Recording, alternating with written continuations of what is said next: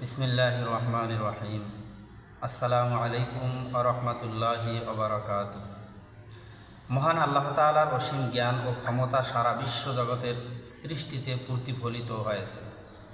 গর্তের পিপিলিকা থেকে শুরু করে সমুদ্রের মাছ পর্যন্ত, এমনকি অন্য সকল প্রাণীসহ আসমান জমিন সব কিছু আল্লাহ তাআলার এক অপরূপ সৃষ্টি, যে সৃষ্টিতে কোনো ভুল ত্রুটি নাই। আল্লাহ তাআলার পবিত্র কোরআনে অনেকবার তার সৃষ্টি সম্পর্কে গভীর জ্ঞান ও পর্যবেক্ষণ করতে আহ্বান করেছেন। কেননা আমরা যতই জানি তার সৃষ্টির গভীরতা ততই অসীম থেকে যায়। এত সব সৃষ্টির মধ্যে মানব সৃষ্টির রহস্য গভীরতা আরও অসীম।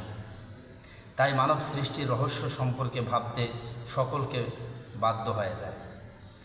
মানুষ আল্লাহর সবচেয়ে সম্মানিত সৃষ্টি। সূরা ৩-এ আল্লাহ তাআলা বলেন, আমি আল্লাহ তাআলা মানুষকে সুন্দরতম আকৃতিতে সৃষ্টি করেছি। আমাদের দেহের প্রতিটি অংশ, প্রতিটি অঙ্গ প্রত্যঙ্গ আল্লাহর রহমতের নিদর্শন।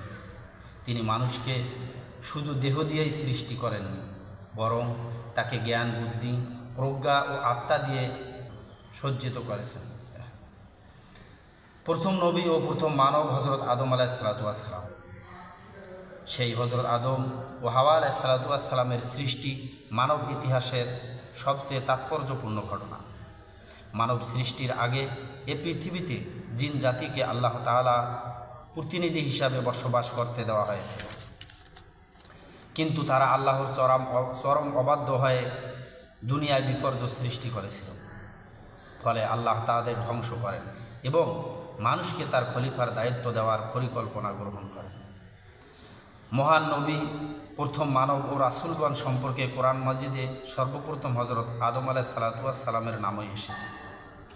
আল্লাহ তাআলা একদা ফেরেশতাদেরকে ডেকে বললেন, আমি পৃথিবীতে খলিফা অর্থাৎ আমার প্রতিনিধি সৃষ্টি করতে চাই, বলো এ বিষয়ে তোমাদের বক্তব্য কী?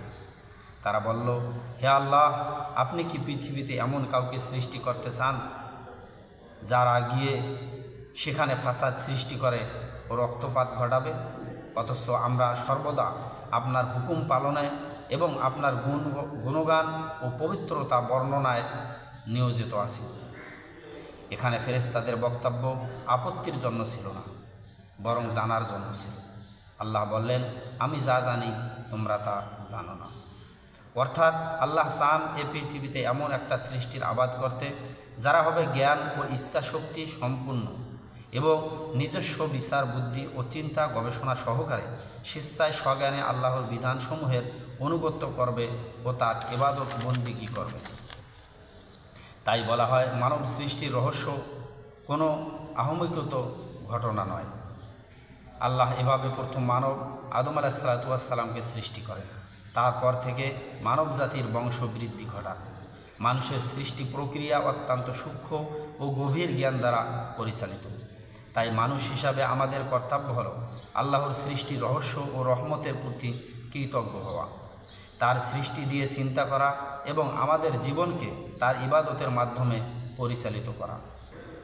আমার এই পেজটি নতুন, আমার কথাবার্তায় কোনো ভুল ত্রুটি হলে ক্ষমা করবেন এবং লাইক, কমেন্ট, শেয়ার করবেন। শেয়ার করে পরবর্তী ভিডিও তৈরিতে আমাকে উৎসাহ করবেন। আসসালামু আলাইকুম ওয়া রাহমাতুল্লাহ।